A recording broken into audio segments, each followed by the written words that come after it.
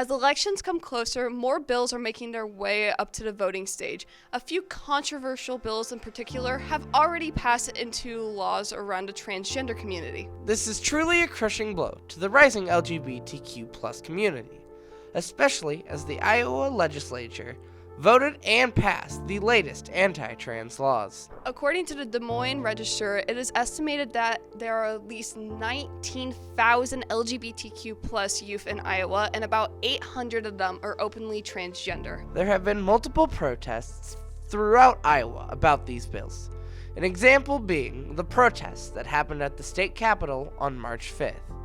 It was said that around 1,000 parents, youth, and other individuals were here to protest the new legislation. Many politicians have had their statements on this serious situation. Even though some have opposing views, it is important to explore both sides of the bills to have the full facts. Now, we will get to those statements later, but first, let's talk about the 3 bills that have already been passed. We will go into detail about each bills included, along with the after effects in Iowa after the bills were passed.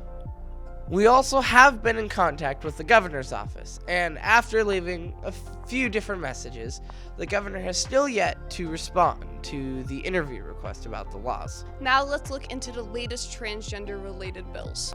The first bill that we'll be talking about today is the bathroom bill. The bathroom bill was signed on March 22nd and states that it prohibits people from entering a school restroom or changing room that does not align with their sex assigned on their birth certificate. Human Rights State Legislative Director and Senior Counsel Catherine Oakley made the statement that Governor Reynolds has not relented in her all-out war against transgender Iowans. Transgender kids deserve the right to be treated like human beings who deserve dignity and respect. Yet Iowa lawmakers would rather use their political power to terrorize transgender kids in the schools than pass legislations that actually better the lives of anyone. Democrat Austin Baith also responded, saying, "Inventing these horror scenarios of a bad person going into a bathroom. It might be an effective tool of fear-mongering, but it doesn't reflect reality."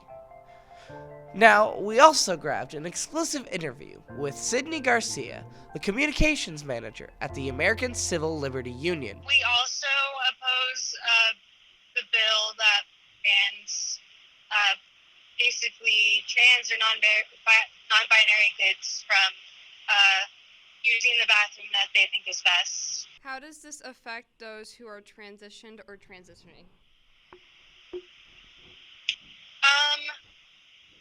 Well, we think that, if you're a trans girl and you're forced to go into the boys' bathroom, that has significant impacts on you.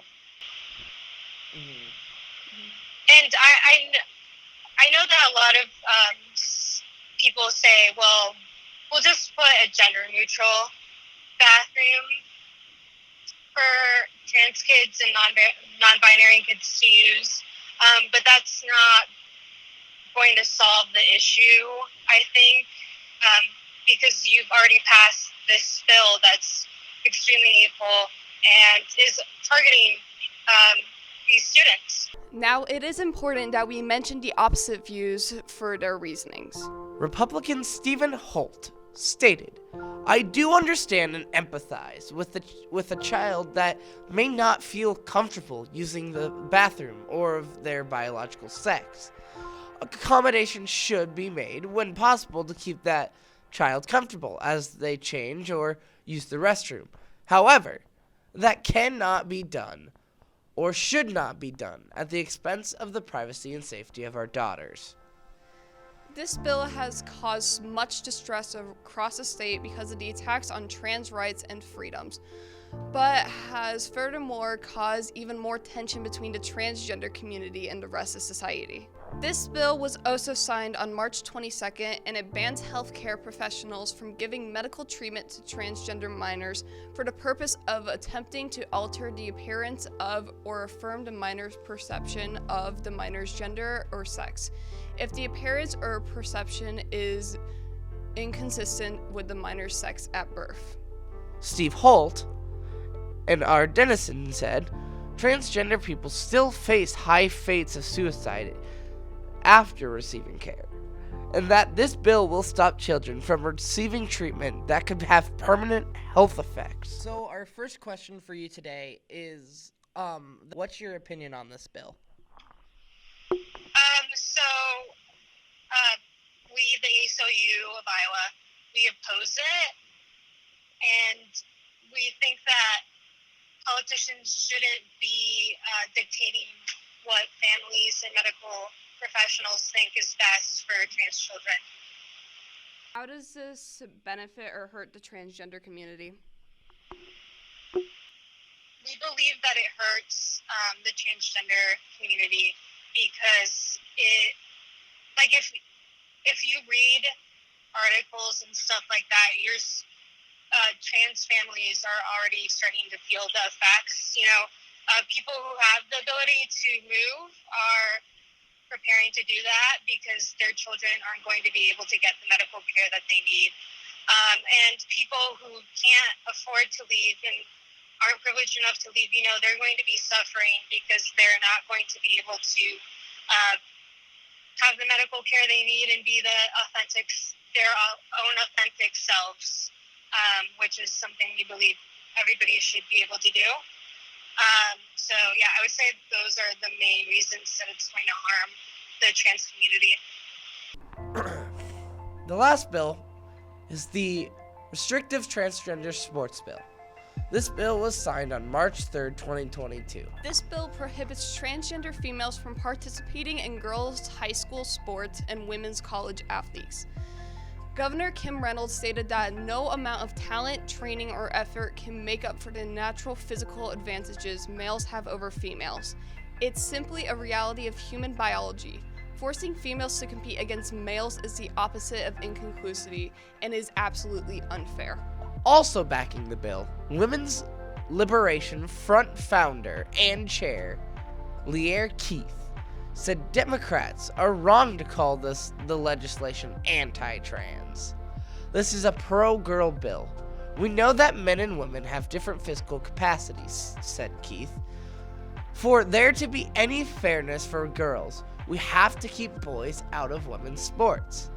She added, women have a right to a word for ourselves, and that word is woman, and they can't have it. The moment you grant them the word woman, they then get our sports, our spaces, and our prisons, and our battered women's shelters, and our healthcare, and our everything, so they can't have it. Because the legislation would go into effect as soon as the governor signs it, she is showing once again that she is more interested in scoring political points than caring about the impact of legislation on some of the most marginalized kids in our society, said Senator Democratic leader Zach Walz. The ACLU of Iowa opposed that bill as well, and we spoke out against it when it was signed.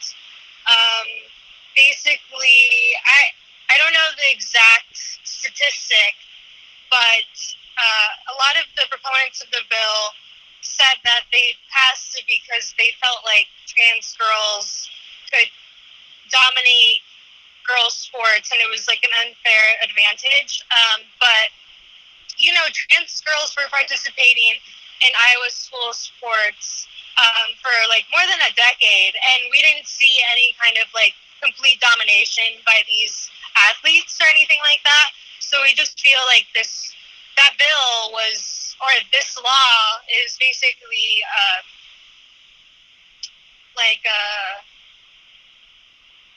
it's trying to find a solution to a problem that didn't even exist to begin with. As some oppose these bills and others support them, we at LPTV want to make sure you get the facts from both sides so you can make an informed decision on where you stand. This has been Valerie Clark and Cole Schroeder, reporting for LPTV.